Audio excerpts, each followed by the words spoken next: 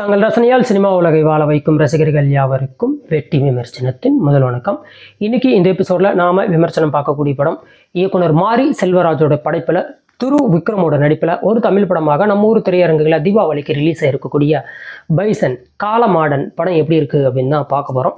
இந்த விமர்சனம் கடைசி வரைக்கும் பார்த்து முடிச்ச பிறகு உங்களுக்கு பிடிச்சிருந்தா சின்னதாக ஒரு லைக் பண்ணுங்கள், ஃப்ரெண்ட்ஸ் அண்ட் ஃபேமிலிக்கு ஷேர் பண்ணுங்கள், மறக்காமல் நம்ம சேனலை சப்ஸ்கிரைப் பண்ணி தங்களின் மேலான கருத்துக்களை கமெண்ட்டில் சொல்லவும் மறந்துடாதீங்க.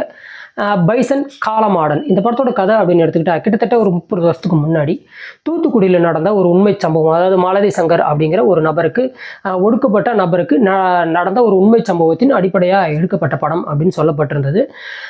பொதுவாக நம்ம மாரி செல்வராஜ் ஆகட்டும், பா ரஞ்சித் ஆகட்டும், வெற்றிமாறன் ஆகட்டும், இவங்களாம் என்ன பண்ணுவாங்கன்னா உண்மை சம்பவத்தை அடிப்படையாக வச்சு எடுக்கிறோம் அப்படின்னு சொல்லி ஒரு 50% உண்மை சம்பவத்தில் இருந்தாலுமே மீதி ஒரு 50% இவங்களுக்கு என்ன தோணுதோ அதெல்லாம் கண்ட மேனிக்குள்ள சொருகி விட்டுருவாங்க. அந்த மாதிரியான சொருகல்கள் இந்த படத்துலையும் நிறைய இருந்தது. அவ்வப்போது நிறைய காட்சிகளை நம்மளால் பார்க்க முடிஞ்சது. கிட்டத்தட்ட உண்மை சம்பவத்தை அடிப்படையாக வச்சு எடுக்கப்பட்ட படம் அப்படின்னா இந்த படம் பார்க்குறதுக்கு உண்மை சம்பவத்தை அடிப்படையாக வச்சு எடுக்கப்பட்டிருந்தாலுமே முழுக்க முழுக்க ஒரு செயற்கை சினிமாட்டிக்காக தான் இருந்தது. நிறைய விஷயங்கள் நமக்கு ஆர்டிஃபிஷியலாக இருந்தது. ஏன்னா உண்மை சம்பவத்தில் இப்படியெல்லாம் நடந்திருக்குமா அப்படின்னு நமக்கு யோசிக்க தோணும் வைக்கிற அளவுக்கு நிறைய விஷயங்கள் அந்த படத்தில் அவங்க செஞ்சு வச்சுருக்காங்க. பொதுவாக நடிப்பு அப்படின்னு எடுத்துக்கிட்டோம்னா துரு விக்ரம் சொல்ல வேண்டிய அவசியமே இல்லை.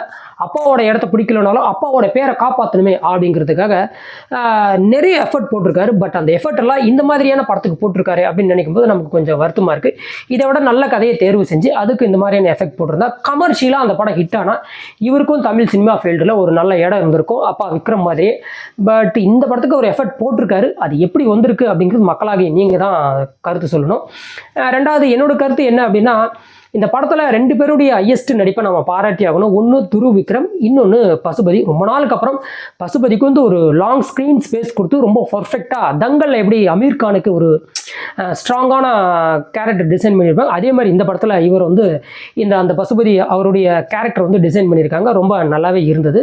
இன்னொரு பக்கம் ராஜ்கிரீன் ஓரளவுக்கு அவரோட நடிப்பு சுமாராக இருந்தது.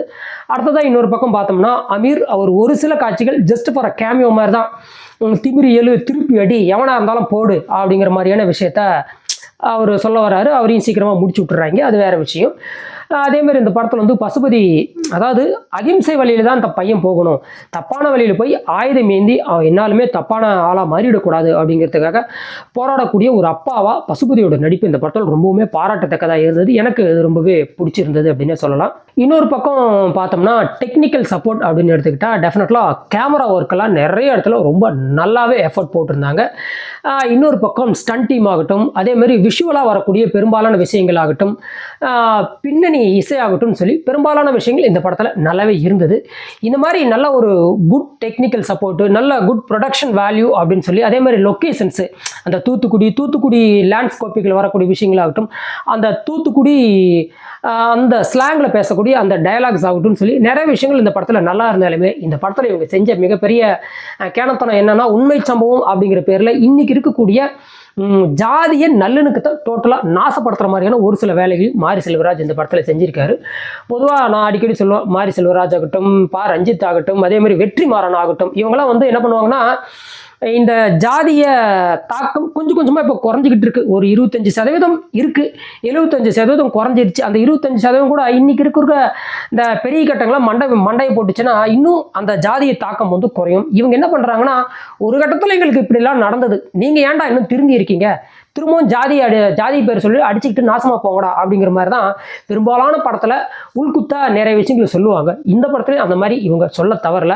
இந்த படம் வந்து ஒரு ஸ்போர்ட்ஸ் ட்ராமாவாக இருந்தாலுமே இந்த படத்தில் நம்ம கண்டிக்கத்தக்க விஷயம்னா கம்யூனிட்டி ரிலேட்டடாக அந்த ஸ்போர்ட்ஸ் ட்ராமாவை கொண்டு போய் ஒரு சில எரிச்சலூட்டக்கூடிய விஷயத்த படத்தில் செஞ்சு வச்சுருக்காங்க. படத்துக்கு நல்ல உழைப்பு, அதெல்லாம் நம்ம எந்த ஒரு இடத்துலையும் குற்றம் சொல்ல முடியாது. நடிப்பாகட்டும், டெக்னிக்கல் சப்போர்ட் ஆகட்டும், பின்னணி இசையாகட்டும், இந்த மாதிரி நிறைய விஷயங்கள் இருந்தாலுமே இந்த படத்தில் இவங்க உள்ள சொருகி இருக்கக்கூடிய விஷயம்தான் இந்த படத்தினுடைய ஒட்டுமொத்த அடிப்படை சாராம்சத்தையே கெடுக்குதோ அப்படிங்கிற எண்ணமும் எனக்கு இந்த பைசன் படத்தை பார்க்கும்போது தோணுது.